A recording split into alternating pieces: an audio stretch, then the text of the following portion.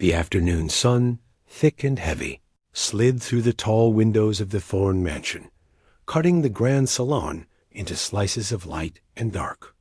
It was a quiet hour, the kind of quiet that costs a fortune. No hum of traffic, no shouts from the street, just the slow, patient tick of a clock older than the city itself. God, in the heart of this silence sat Elias Thorne. He was a man built from good suits and firm handshakes, his hair a steel-gray wave, his face a map of decisions made in boardrooms. He stood by the fireplace, not for warmth, but because it was a place to stand. His eyes, a cool blue, drifted across the room, not seeing the expensive art or the polished furniture, but cataloging it. It was all his. The silent piano, a sleek black Steinway concert grand, was the room's centerpiece. It was dusted daily, tuned quarterly, and never played. It was a sculpture, a symbol of a refinement he owned, but did not necessarily feel. The only other sound was the soft, efficient whisper of a cloth from the dining room. Eleanor was finishing up. She had been his housekeeper for 15 years, a woman of calm strength who moved through the sprawling house like a gentle tide, leaving order in her wake. She was not one for unnecessary words. Her uniform was crisp, her hands capable, and her presence was as much a part of the mansion's steady rhythm as the ticking clock. Today, however, there was a slight variation in the rhythm. Her daughter was in the kitchen. The girl, Maya, came most days after school, doing her homework at the large oak table until her mother's shift ended. She was 17, with a quiet watchfulness that reminded Elias of Eleanor. He paid her little mind. She was part of the backdrop, as familiar and unnoticeable as a well-placed lamp dot. As he passed the hallway towards his study, a sound gave him pause. It was a hum, low and melodic, threading its way from the kitchen. It wasn't the mindless tune of a pop song. It was structured, melancholic, a winding thread of notes that felt both sad and powerful. He recognized it, vaguely, from some long-forgotten concert he'd attended for business. Chopin, perhaps. He stopped, one ear tilted. The humming was confident, the pitch perfect. It was an odd contrast to the clink of a dish being put away. He pushed the study door open, but didn't go in. The hum stayed with him. An hour later, settled in his leather chair with a report, he heard the soft footsteps. Through the slightly ajar door, he saw Maya cross the grand salon, heading towards the kitchen to collect her mother. She carried a stack of books, her head bowed. She paused for just a second, her gaze lingering on the piano. It wasn't a look of longing, exactly. It was more like recognition, the way a mechanic might look at a fine, dormant engine. Something stirred in Elias, a flicker of idle curiosity, mixed with a touch of that bland, unthinking confidence that comes from a lifetime of giving orders. Here was this girl, from a world of homework and bus rides, humming classical melodies in his kitchen. And there was his piano, a king of instruments, sitting silent. When Eleanor emerged from the pantry, tying her scarf, Elias stepped out of his study. The two women turned towards him, a familiar wariness in Eleanor's eyes. Maya just looked at him, waiting. Long day at school? Elias asked, his voice echoing slightly in the high ceiling. It was all right, sir, Maya said, her voice soft but clear. I heard you humming earlier. Sounded musical. He wasn't smiling. It was an observation. Maya glanced at her mother, then back at the floor. Just something from class. Elias moved further into the salon, his shoes quiet on the Persian rug. He stopped near the piano, his hand resting lightly on its polished lid.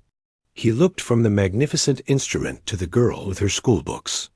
The idea that formed was not meant to be cruel. In his mind, it was almost a generous offering, a bit of amusement. You know, he said, nodding toward the Steinway. If you like music, you should try a real instrument. Go on. Play something.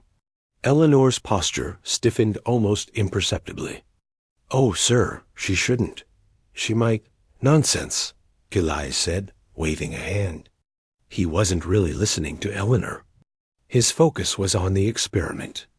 "It's just a piano. It's meant to be played. Let's hear what you've got. For fun." The words "for fun" hung in the air. They meant this isn't serious. This is a diversion. You are a momentary distraction. He expected a nervous giggle, a shake of the head, maybe a clumsy rendition of chopsticks, if she was bold. He expected to nod politely, say, "Lovely," and then retreat to his study, having satisfied a minor whim. Maya looked at her mother. In that silent exchange, a whole conversation happened. Eleanor's eyes held a warning, a deep-seated fear of embarrassment, of overstepping. But Maya's eyes held something else, a quiet, fierce challenge. This wasn't just a rich man's piano. It was a Steinway concert grand. She had only ever seen pictures. Slowly, she handed her books to her mother. She walked towards the piano, not like an intruder, but with a sudden, unsettling gravity. She ran her fingers along the edge of the bench, then sat down. She adjusted it carefully, her movements deliberate. She opened the fallboard, revealing the ivory keys, which gleamed like teeth in the afternoon light. Elias watched, his arms crossed, a faint, patronizing smile touching his lips. He leaned back against the mantel, ready for a performance of adorable incompetence. Maya placed her hands on the keys. For a few seconds, she was perfectly still, just looking at them. The room felt huge, the silence pressing in. Then she took a deep, almost invisible breath, and began. The first notes of Beethoven's Moonlight Sonata were soft, tentative, feeling their way. They were exactly what Elias had expected. But then something shifted. Her spine straightened. Her shoulders, which had been hunched, relaxed into a powerful curve. The tentative touch vanished. The music swelled. It wasn't just the notes. It was the sound. The Steinway, under her command, didn't just sing. It spoke. It whispered the sorrowful, haunting melody of the first movement, each note ringing with a clarity and resonance that seemed to physically vibrate in the air. Elias's casual smile faded. His arms uncrossed. This was no child plinking out a tune. This was a profound, emotional language. Maya's eyes were fixed on some distant point, seeing nothing in the room. Her hands moved with a sure, graceful authority that seemed impossible for a teenager. The music filled every corner of the silent, sterile salon. It poured into the space where business deals and lonely dinners usually lived. It spoke of things Elias Thorne never discussed: longing, beauty, deep and unspoken pain. He looked at Eleanor. She was standing perfectly still by the kitchen door, her hands clasped tightly in front of her. But her face was transformed. The wariness was gone, replaced by a raw, overwhelming pride that made her eyes shine. She wasn't looking at Elias. She was watching her daughter, and in that look was the story of countless sacrifices, second-hand clothes, long bus rides, a mother's silent hopes. Elias understood nothing of that story yet. But he understood, with a jolt that traveled from his ears to his gut, that he had been profoundly wrong. This wasn't fun. This wasn't a curiosity. This was art, happening in his own house, played by the quiet girl he'd barely noticed as the final. Lingering notes of the sonata faded. The silence they left behind was a different kind of silence. It was stunned, thick with meaning. The air itself felt charged. The piano, now just a piece of furniture again, seemed to glow. Maya's hands lowered to her lap. She blinked, coming back to the room, to the grand furniture, to the man staring at her. A faint flush touched her cheeks. Elias Thorne found he had nothing to say. No polite praise, no casual dismissal. The words "for fun" now tasted like ash in his mouth. He could only manage one sentence, his voice uncharacteristically quiet, stripped of all its billionaire confidence. "Who?" he asked, the question echoing in the new. "Unfamiliar quiet. Taught you to play like that?" The silence after the last note was a living thing. It wasn't empty. It was full. Full of the sound that had just been there. Full of shock. Full of a question no one was asking. Maya's hands were still in her lap. She felt the cool of the keys under her fingertips fading, replaced by the warmth of her own skin. She didn't look at the man by the fireplace. She looked at the piano, its black surface like a deep pool now still. She had crossed a line, and there was no stepping back over it. The secret was out in the open, sitting in the middle of the grand salon, bigger than she was. From the doorway, her mother let out a breath she seemed to have been holding for 3 whole minutes. It wasn't a loud sound, but in the quiet, it was like a punctuation mark. Eleanor's pride was still there, bright in her eyes, but now it was edged with a sharp, familiar fear. The fear of attention. The fear of a world that could take a beautiful thing and find a way to spoil it. Elias Thorne finally moved. He uncrossed his arms from where they had frozen against his chest. The patronizing smile was gone, completely wiped away. His face was a blank slate of a different kind, now not the blank of boredom, but the blank of a man whose thoughts were moving too fast to show on the surface. "Who?" he repeated. The word firmer this time. "Taught you to play like that?" Maya looked up then. She met his blue eyes, which weren't cool and distant anymore. They were focused, intense, like he was examining a complicated report. "My teacher," she said, her voice smaller now than when she was playing. "At the community center. The community center." He said the words as if they were in a foreign language. His mind, used to valuing things by their price tags, struggled. This girl, from a community center, had just made his $50,000 piano sound like it was worth $1 million. He glanced at Eleanor, seeking some kind of explanation from the woman he thought he knew. Eleanor stepped forward, just one step, placing herself slightly between her daughter and her employer. "She's been playing since she was 8, sir. Mrs. Allen, at the St. Mark's Center. She's been teaching her." She said Maya had a gift. A gift. Thorne echoed the word. It was a softer word than he usually used. He dealt in assets, investments, talents you could quantify. A gift was something else. Something given, not earned. It unsettled him. He walked closer to the piano, not to Maya, but to the instrument itself. He looked at it as if seeing it for the first time. That piece. The Beethoven. "You learned that at this center?" Maya nodded. "We have a piano. It's old. The A above middle C sticks, and the pedal squeaks." She said it matter-of-factly, no complaint in her voice. It was just the truth. "Mrs. Allen has the sheet music. I practice there after school, sometimes on Saturdays." Thorne tried to picture it. A battered piano in a noisy room full of kids. The idea of this profound, quiet music coming from such a place didn't fit. It offended his sense of order. A flower growing from a crack in a pristine sidewalk would have made more sense to him. "How did you—" He started, then stopped. He was going to say, "afford lessons," but the question felt crude, even to him. He changed course. "How did you know how to play this piano? It's different." For the first time, a tiny, shy flicker of something like a smile touched Maya's lips. "It's a piano," she said simply. "It's just more of everything. The keys are heavier, but they talk back more. The sound? It goes everywhere."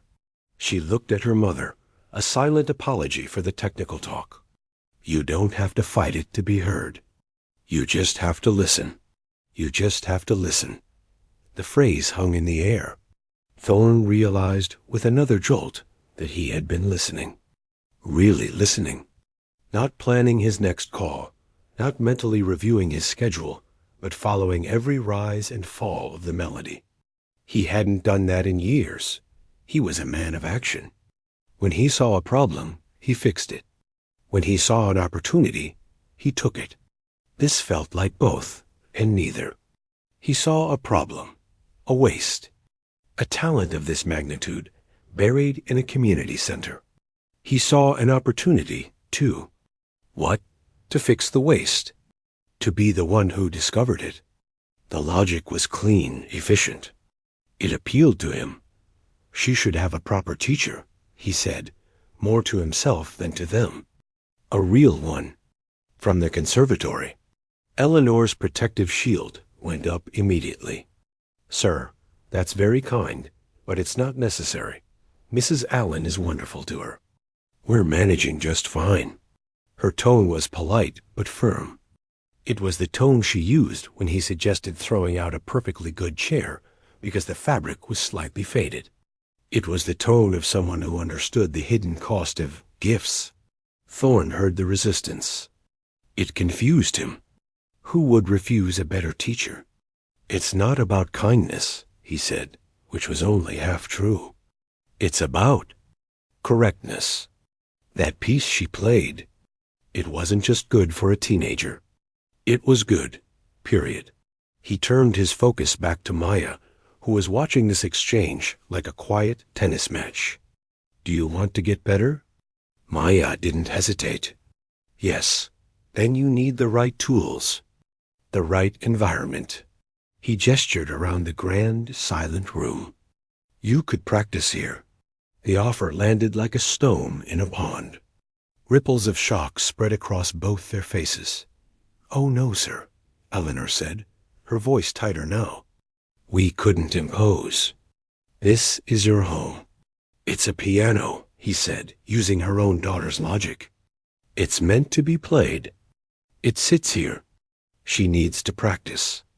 It's a practical solution. He was building the case in his mind, making it sensible. 1 hour. After school, before you finish your shift. She comes in. She practices. She leaves. No disturbance. He looked at Maya. Would you use the time? Maya's heart was pounding. This piano? To have an hour alone with it every day? It was like offering a thirsty person their own private spring. She looked at her mother's worried face, then at the gleaming keys. The desire was a physical ache, but she was her mother's daughter. She understood the weight of favors. What would we have to do? She asked, her voice careful. Thorne was taken aback. He hadn't thought of it as a transaction. Do? Nothing. You just play. Eleanor and Maya shared a long look. In that look was their whole history. The careful budgeting, the saying no to treats so Maya could have shoes that fit, the silent understanding that nothing from this man's world came for free. But they also saw the pure, fierce love for the music in Maya's eyes. 1 hour, Eleanor said finally, her words measured. And I stay nearby, while I'm doing the upstairs. It was a compromise. A way for her to keep watch. Thorne nodded, a quick, businesslike dip of his head. Agreed, starting tomorrow. The meeting felt adjourned. Eleanor touched Maya's shoulder, a signal to leave.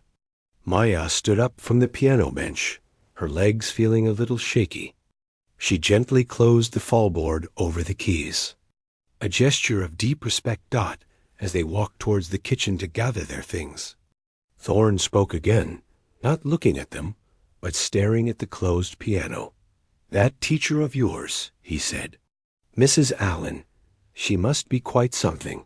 Maya stopped and turned. The shyness was gone for a moment, replaced by a fierce loyalty. She is, she said clearly. She taught me that the music isn't in the piano. It's in here. She didn't point to her head or her hands. She just placed a fist lightly against her chest. She said a good piano just lets it out easier. And she turned and followed her mother out. leaving Elias Thorne alone in the grand salon with a silence that was no longer quiet, and a piano that was no longer just furniture. He had thought he was offering access to an instrument. He was beginning to suspect, uneasily, that he had been granted access to something else entirely. He just didn't know what it was yet. The next day, the air in the Thorne mansion felt different. It was charged with an unspoken agreement, a new and fragile rule. The quiet wasn't just empty anymore. It was waiting. At exactly 4:15 p.m., the kitchen door opened. Maya came in, not through the grand front entrance, but the way she always did. She wore her school clothes, her backpack heavy on her shoulders. Her mother was already there, arranging cleaning supplies on a cart, her face a mask of careful neutrality. Elias Thorne was in his study, pretending to read a financial journal. He heard them. He waited a full 5 minutes, letting the silence build, letting the ritual settle.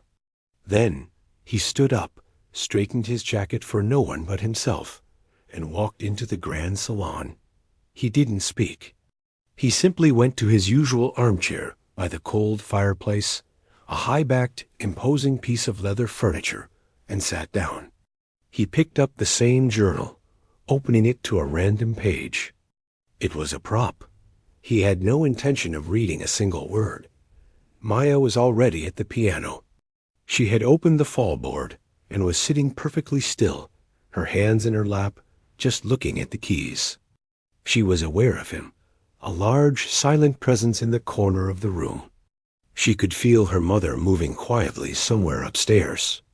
The soft creak of a floorboard, a comforting reminder that she wasn't alone in this. She took a breath and began. The first day was all scales and technical exercises. Arpeggios that flowed up and down the keyboard like water. Hanen finger drills that were precise and rapid fire.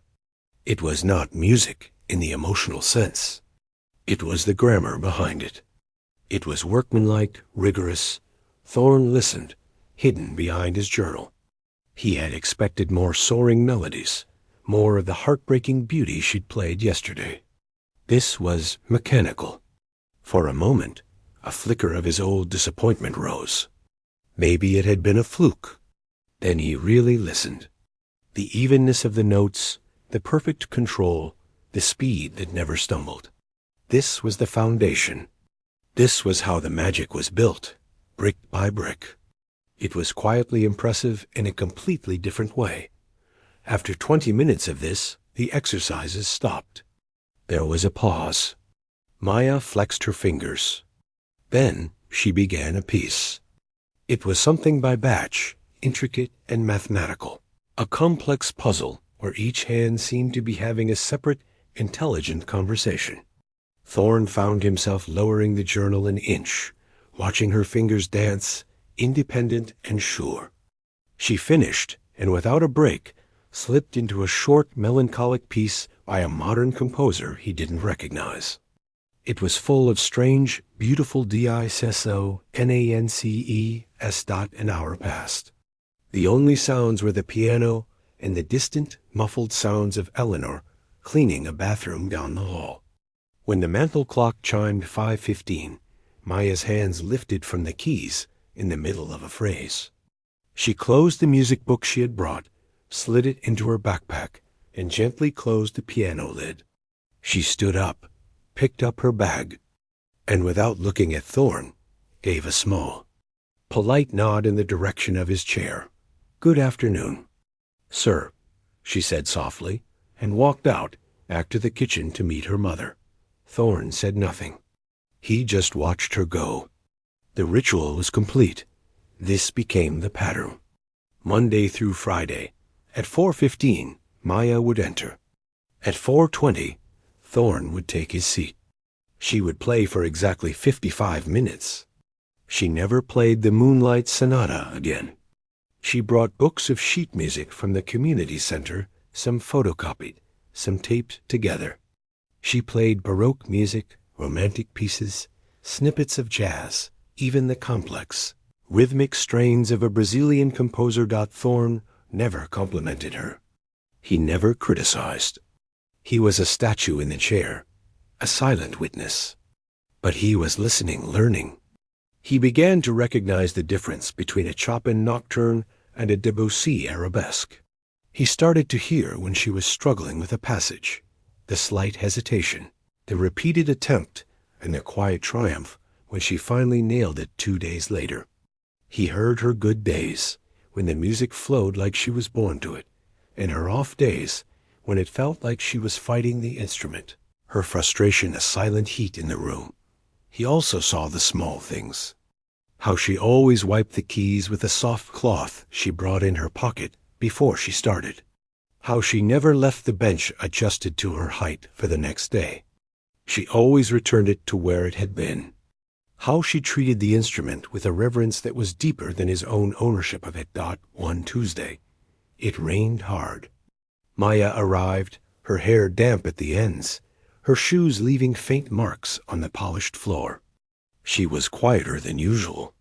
She played a piece by Rachmaninoff, and it was thunderous and stormy, full of a bottled-up energy that seemed to shake the windows.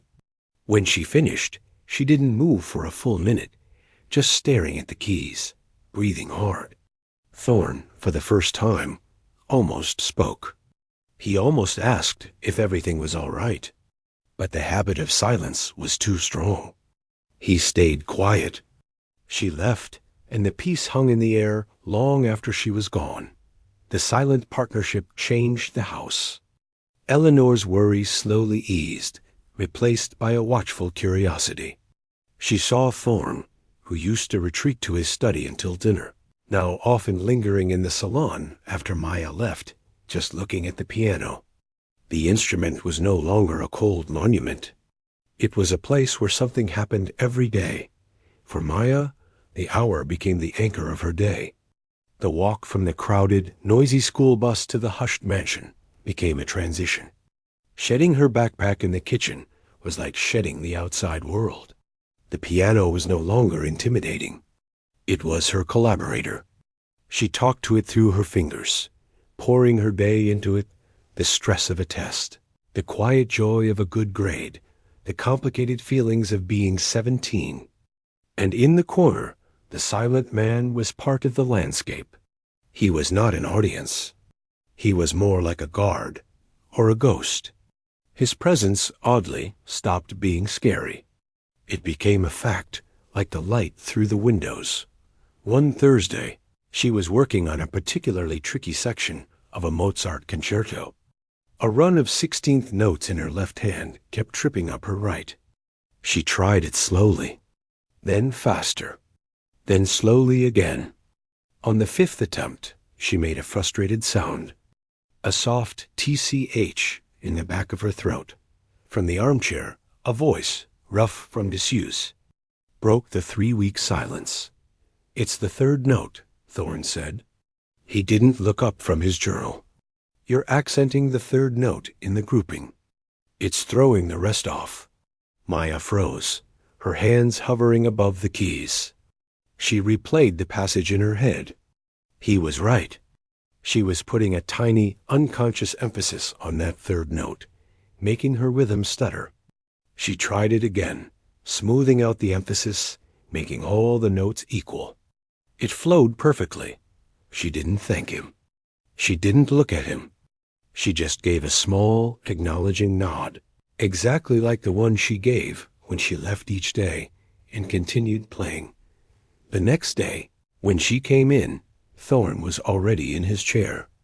On the small table beside him, next to his unread journal, was a glass of water. A second glass, full, sat on the corner of the piano bench. He said nothing.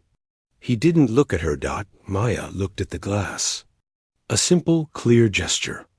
Not a gift, not a favor. A provision. Like fuel for a machine that was doing important work.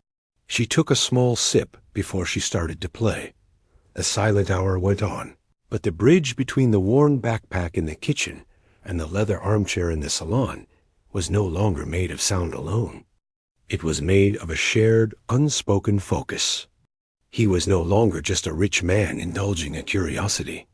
He was a listener. And she, in that hour, was no longer a maid's daughter. She was a musician. And in the quiet, spacious room that belonged to him, that simple, unvarnished truth was the only thing that mattered. The silent understanding held for a month. The glass of water appeared every day. The listening was deep and real. But Elias Thorne was, at his core, a man who fixed things. And watching a talent practice in his living room began to feel like watching a racehorse train on a small, private track. It wasn't enough. He needed to see it run. He made the call on a Tuesday morning from his study. He didn't discuss it. He simply arranged it.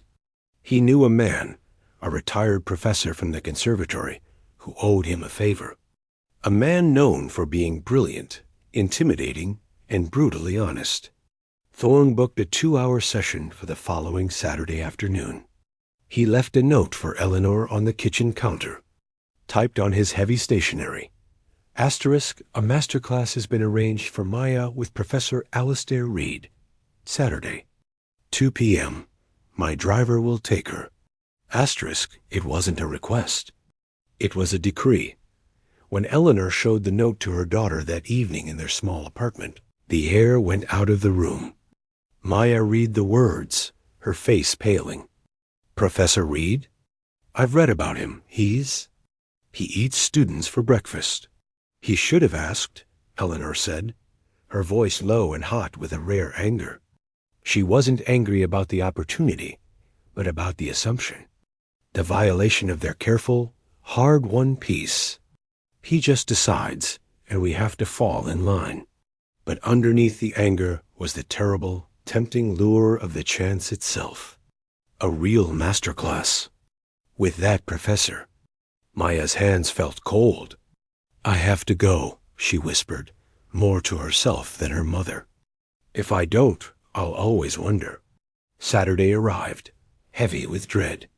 Thorne's sleek car, which usually felt like a spaceship to Maya, now felt like a prison transport. The driver was polite and silent. He dropped her off at an elegant brownstone, not at the conservatory. This was the professor's private studio. The room was all wood and books, with a grand piano that looked even more severe than Thorne's. Professor Reed was an older man with a sharp gaze and a voice like gravel. He didn't smile. Thorne's protege, he said, not as a greeting, but as a classification. Let's hear what's got him so interested. Begin. For 90 minutes, it was the most grueling, terrifying experience of Maya's life. He stopped her every few bars. He criticized her fingering, her phrasing, her posture. He made her play single lines with each hand separately, over and over, until her muscles burned. Yet, buried in the harshness were gems of insight. A different way to shape a melody, a technical trick for a difficult transition. She absorbed it all, fighting back tears of fatigue and frustration, clinging to the valuable advice inside the storm of criticism. Near the end, the professor leaned back, studying her. You have a natural facility. Remarkable, given your background, he said. But you play like you're alone in a room. There's no audience in your mind. Thorne says he wants you prepared for the conservatory audition. You are not ready. You sound like a very good student. They are looking for an artist. The words were a physical blow. Maya packed her music, her hands shaking. As she left, the professor added, almost as an afterthought, tell Thorne he should have sent you to a proper teacher years ago. A waste of good material. The driver took her back to the mansion, not her home. Thorne was waiting in the salon, an unusual eagerness in his stance. Well, how was it? Reed is a bear, but he's the best. What did he say? Maya stood in the doorway, her backpack weighing a ton. She was humiliated, raw, and furious. The professor's words echoed. Asterisk Thorne's protege. Given your background. A waste. Asterisk. He said I'm not ready, she said, her voice flat. He said I play like I'm alone in a room. Thorn waved a hand, dismissing it. That's just his manner. He wouldn't have spent the time if he didn't see something. The important thing is the feedback. We can work on we? Asterisk, the word cracked out of her, sharp and loud. The silence of their hours together shattered. There is no we. You set this up without asking me. Without asking my mother. You sent me in there like a product for quality inspection. Thorn was stunned. No one spoke to him like this. I was trying to help you. To give you an advantage you could never get on your own. That's just it. You never see me. You see a thing you found. A waste of good material. That's what he called me. Her eyes were blazing now. All the quiet intensity she poured into the piano directed at him. You sit in your chair and you listen, and you think you understand, but you don't. This isn't one of your companies. This is my life. From the hall, Eleanor appeared. She had come to collect her daughter, and heard everything. Her face was set, all her usual deference gone. She walked into the salon and stood beside Maya, a united front. Sir, Eleanor said, and the title sounded like a warning. You helped give my daughter a piano to play. For that we are grateful. But you do not get to steer her life. You arranged this test without a thought for her heart. You wanted to see if your investment was paying off. That's not true, Thorn insisted, but the words sounded hollow even to him. He had been thinking of benchmarks, of progress, of validation for his own judgment. Your world, Eleanor continued, her voice trembling with controlled emotion. It has a way of taking beautiful things and putting a price tag on them, of turning gifts into transactions. I will not let you do that to her, not to her music.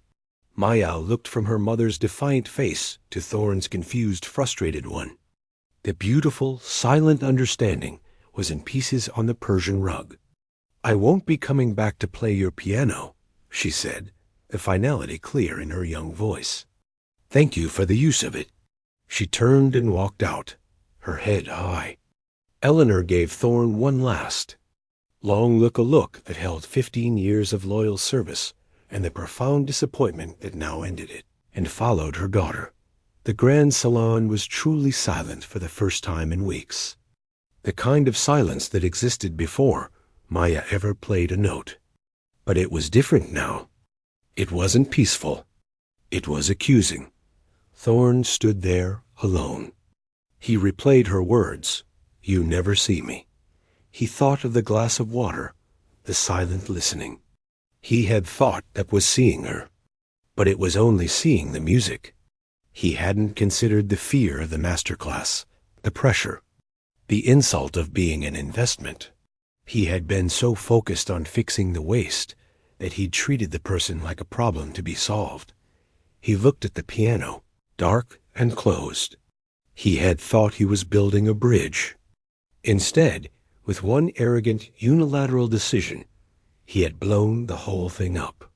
The music was gone, and for the first time, he realized the mansion wasn't just quiet without it. It was empty, and the emptiness was his own doing. The silence in the weeks that followed was a punishment. For Elias Thorn, the mansion's quiet had once been a sign of control. Now it felt like a verdict. The grand salon was a room he began to avoid.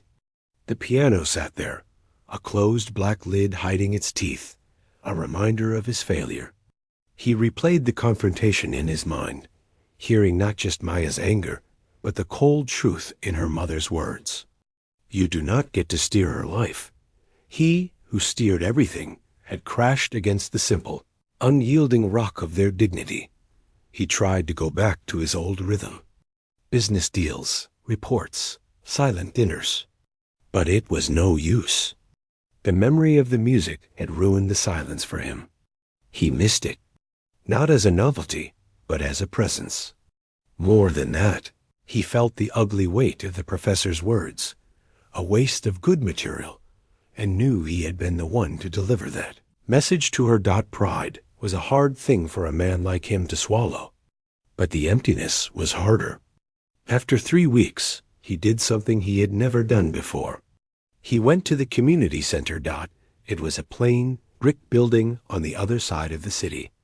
The sounds were different here: shouts from a basketball court, the chatter of kids in a hallway, the faint, tinny thump of a radio. He felt conspicuously out of place in his overcoat. He asked for Mrs. Allen, the music teacher. She was a woman in her 60s with kind eyes and a no-nonsense manner, wiping down the keys of an old, scarred upright piano in a small, cluttered room. She looked at him, not with recognition, but with a teacher's calm assessment. "I'm Elias Thorne," he said, the name meaning nothing to her. "You're Maya's former listener," she said. Her tone wasn't hostile, but it wasn't warm. She knew the story. He flinched at the description. It was accurate. I came. I came to apologize. To her and to her mother. But I don't think they'll see me." Mrs. Allen gestured to a plastic chair. He sat, feeling awkwardly large. "Apologies are a start," she said. "But what's the thought behind it? To clear your conscience, or to get the music back in your living room?" The question was blunt. It cut through the careful speech he'd prepared.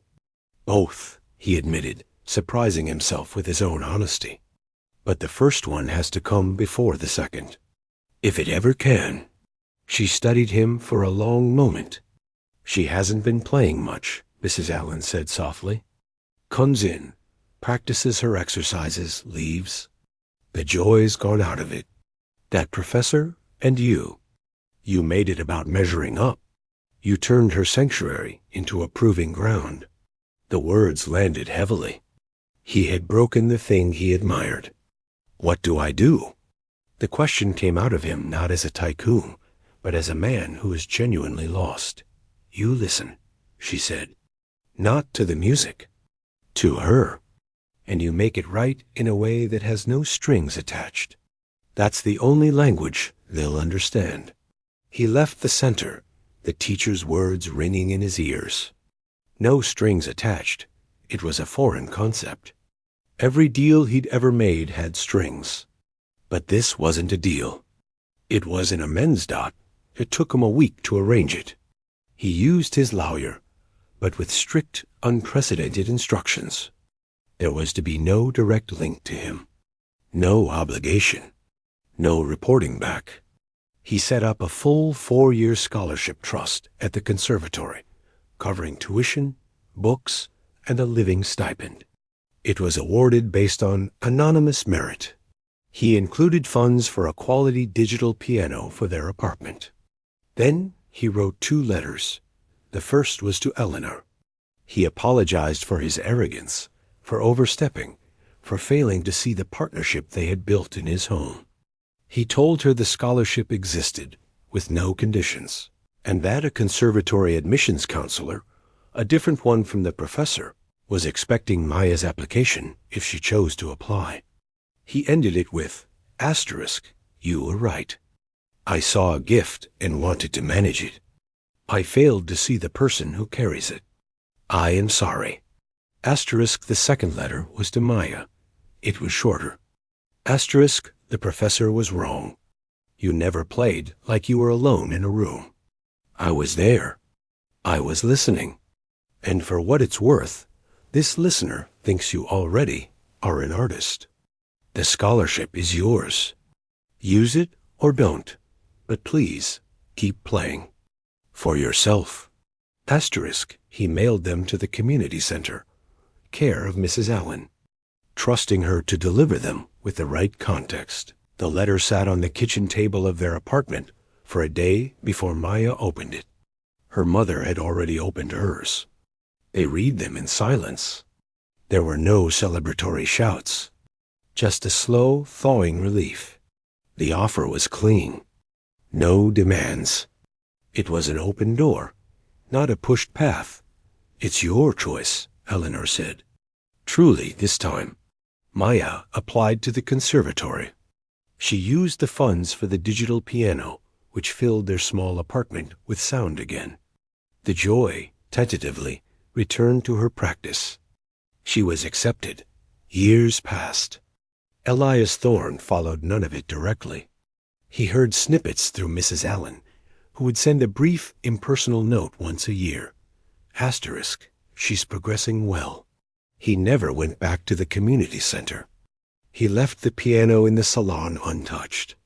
The mansion was quiet, but the memory of the music had softened the edges of the silence. He had learned to live with it. Then, one evening, an elegant envelope arrived at his home. Inside was a formal invitation to a debut recital at the city's premier concert hall. The performer's name was listed. Below it, in small, neat handwriting, it said, Asterisk, a seat is held for you, if you wish to come. Asterisk, the night of the recital, he dressed with a nervousness he hadn't felt in decades. He took his seat, not in the donor's box, but in the one held for him, 10th row center. He saw Eleanor a few rows ahead, dressed in a beautiful, simple dress, her head high. She turned, caught his eye, and gave him a single gracious nod. The lights dimmed. Maya walked onto the stage. She was no longer the girl from his kitchen. She was a young woman, poised and sure. She sat at the massive concert grand, took a breath that the whole hall seemed to hold with her, and began. The music was transcendent, complex, powerful, emotionally devastating and beautiful. She played pieces she'd first learned in that community center room, now rendered with a mastery that left the audience breathless. Thorne listened, not as a curator or a fixer, but simply as a man being given a gift. He heard her story in the notes, the struggle, the hope, the strength inherited from her mother, the hard-won joy. The final piece was a modern composition, fierce and triumphant. When the last thunderous chord faded, the hall erupted. A standing ovation, waves of applause crashing over the stage. Maya stood, accepting it with humble grace, her eyes searching the crowd. She found her mother, her smile radiant. Then her gaze moved and found him. She nodded, just as she used to when leaving his salon. Then she did something unexpected. She gestured with her hand for him to stand. She was inviting him publicly. Confused, he rose. She gestured again, this time towards the aisle, inviting him to come forward. The applause softened, curious. Eleanor turned, smiled through tears, and motioned for him to come. Feeling every eye upon him, Elias Thorne walked to the front.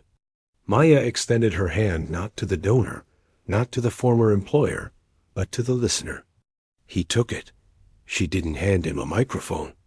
She simply turned to the audience, her hand still in his, and spoke. Her voice clear and strong in the hushed hall. This man, she said, once asked me to play for fun. A soft ripple of laughter went through the crowd. He taught me, without meaning to, that a room can be filled with the most expensive things in the world and still feel empty. And he was brave enough later to admit when he was wrong. He gave me a space to play when I needed it, and then the freedom to fly when I was ready. My music found its voice in many places, but it was first heard in a quiet room where he learned to listen. Thank you. She squeezed his hand and let go. The applause swelled again, not just for her, but for the story, for the humanity of it. Thorne, his throat tight, could only bow his head to her, and then to Eleanor. He returned to his seat as the house lights came up. He didn't speak to them after the performance. He didn't need to. The music had said everything.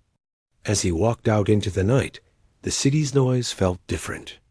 It wasn't silence, and it wasn't an empty quiet. It was just sound, living and real. And for the first time in a very long time, it was enough.